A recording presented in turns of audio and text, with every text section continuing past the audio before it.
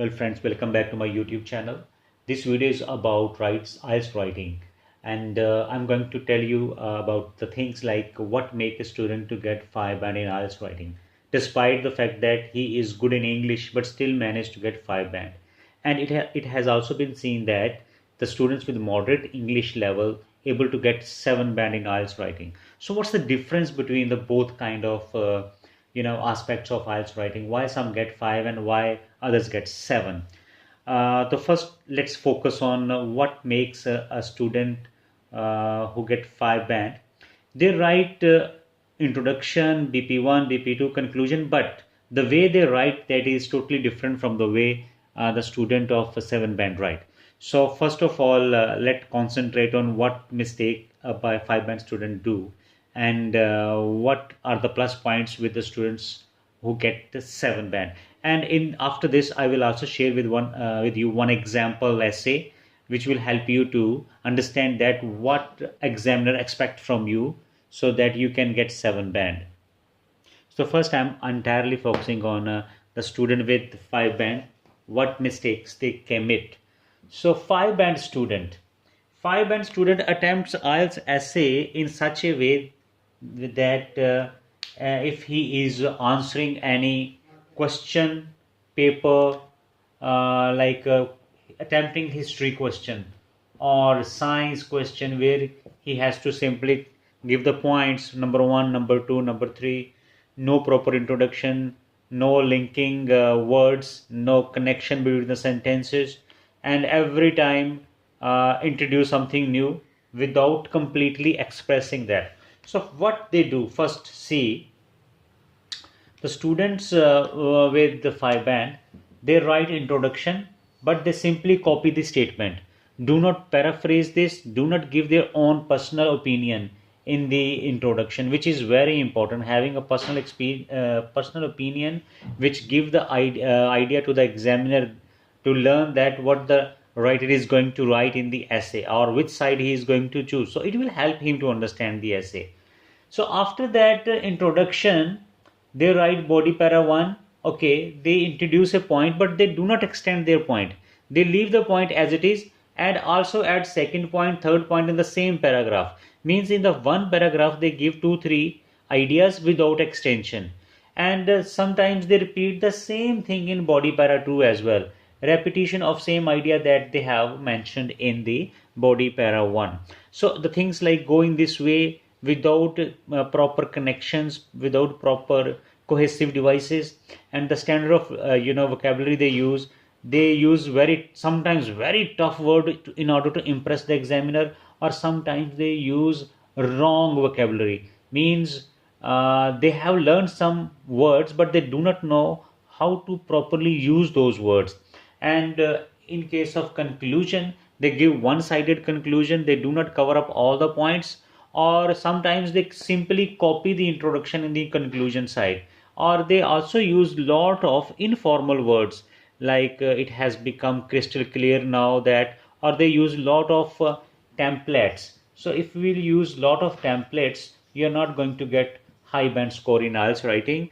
Reason being that most of the students who have low level of English, they try to mug up some sentences and write over there. So examiners are very smart. They already know that which kind of sentences are the original sentences of the writer and what sentences he or she has crammed. So never use cram language. Try to write from your own and creating your own sentences with variety of sentences. Now we are shifting to our attention to the 7 band writer. A 7 band writer always write his essay with planning. First of all, after reading the statement, what he does the planning, and which is very very important part in IELTS writing. Planning is important. Reason being that you must have clear idea about your task, and you should have clear structure of your essay in your mind before you start. So first of all, he draws some points like point 1 he wants to write 2, 3, 4, whatever the ideas he has. Then from all that idea points he selects 2 or 3 points which he finds very strong and he has relevant ideas and examples about. So after that, he writes introduction. In case of introduction, what is a must? Paraphrasing the statement. And paraphrasing can be done by using synonyms, changing the structure of sentence, or introducing passive voice. And after that, he gives his own clear position, what he thinks. He is going to be agree or disagree, or he is having views on both sides. So this must be clear with the student while attempting the essay. Most of the students, what they do, they try to write body para information in the introduction. Introduction is has nothing to do with the body para points. Introduction is simply paraphrasing the statement and introducing the topic and giving your position. After that, what you need to do, you write, think about one clear thesis point that you have already decided. Okay, so introduce your point and extend the point. Point extension is very important. Means you have to write, like, in other words. For example, you are writing an essay on global warming, and you say that the first point is the main reason of global warming is in increasing pollution. So this is not simply you just write increasing pollution. After that, write about how pollution is responsible for causing global warming. Or in other words, like a lot of factories release exhaust, smoke, toxic gases which pollute our environment. Okay, so and then you will give example. For example, in America, there are so many factories or industries which release pollution, and the government has decided to close them or shift those factories. So example must be given. And in the only in first, in BP1 you will have to write only one point, extend it, example, and conclude it, finish that. So hence pollution is one of the leading cause. This will be the finishing line of the paragraph. Then same thing you will do in body paragraph 2, means you should introduce second point. If you have written here firstly, then you should write here secondly, or you can simply say that moreover, yeah, in addition to, and introduce your second point. Same thing you will do, like extend your idea, introduce your example, and finish this. And last, conclusion. In conclusion, what conclusion should be same in tone with introduction, but only the wording should be different. Overall the theme should be same like introduction, and you will have to sum up these 2 points over here in conclusion. What points you have written here? Suppose you have written here increasing pollution, and second point increasing population. So you will finally write that. Finally, the two leading causes which are responsible for global warming, increasing population and rising level of pollution. So this problem means after that you will finish this by writing the ending line that these are the two leading causes of a rising level of pollution. So keep in mind that here you're not going to supposed to write a simple answer of any SST question or science based question. You are going to write essay, and in English essay, what do you need to do? You have to show your skill of vocabulary, you have to show your skill of grammar, sentence making skill, and cohesive devices like linking of sentences, which is really very very important.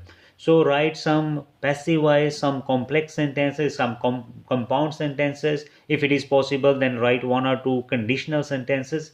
Then your writing will be complete. And for all these things, you need not to have a very strong grammar or very strong vocabulary. With the simple grammar rules, you can write 7-band essay instead of 5-band essay. Now I'm going to share with you one example of essay that will help you to understand the things in better way. So here one sample answer is I'm sharing with you, which will help you to understand the topic well. Many museums across the world charge entry fee from all visitors. Many museums across the world charge entry fees from the visitors. Some people argue that entry to museums should be free. How far do you agree or disagree with this statement? So it's the same like to what extent do you agree or disagree with this statement? So you can be fully agree, you can be fully disagree, or you can be 50-50, means on both sides. So here the example I am having is about fully agree that the fees should be charged from the visitors. So, the first of all, the writer is writing museums are places where we can find antique and historical articles to see, discover, and learn from. So the writer is telling us about what the museum are supposed to do, or museum, what is the purpose of making of museums. This place has immense importance, and hence to maintain it there should be some entry charges. So clear cut position is given by the writer that entry charges must be there. And one important thing to see that he does not write here like I agree with this, I disagree with this. This phrase like I agree or disagree must be avoided. Instead, your idea should reflect that whether you agree or disagree. Means your sentences, the kind of sentences you show, that they should themselves reflect it. So after that, the first point is people who favor free entry to museums put forward the following arguments.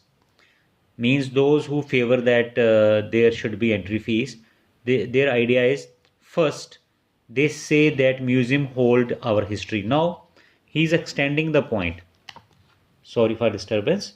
He is extending the point. So everyone should have the right to see those articles without paying. Means people have right to see historical things kept in the museums. This argument looks convincing. However, free entry to the museum will certainly attract vagabonds. Vagabonds means careless persons or non-serious persons who will come there, lack all seriousness, and may even damage the articles.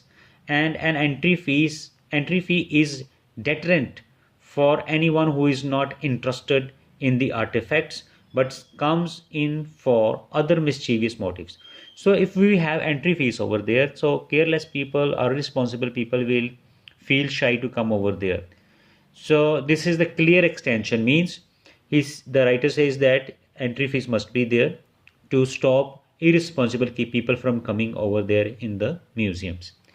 Second point, they also assert that historical articles are public property and they should be freely accessible to all people. But they forget that making something freely available actually reduces its importance in the minds of people. If the things will be free, people will not acknowledge the importance. So they take it for granted and do not pay adequate respect. So it has been seen that all those things which are given free of cost to the people do not give importance to those things.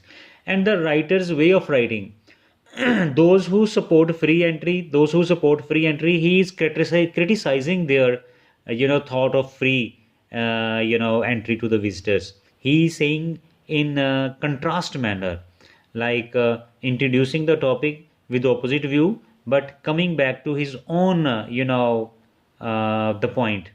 Finally, they argue that government fund museums for their maintenance. Some people say that it's a responsibility of the government, so they should fund. Okay, but the government funds are sometimes not sufficient. Means the government introduce some funds to them, but what happens? The cost of maintenance goes up sometimes due to increasing inflation. So at that time, the money collected through fees or charging can be of great advantage to the museum organizers. To conclude, though the argument of making free entry to the museum appears attractive, the contrast statement means the writer is using opposite view. It is not feasible for authorities to implement this in reality. Hence, I opine that museum should charge a token fee from all the visitors. So the writer has given clear-cut opinion position in the essay, and he supported his arguments with the relevant logics and thoughts. So this is the right way of adapting the essay.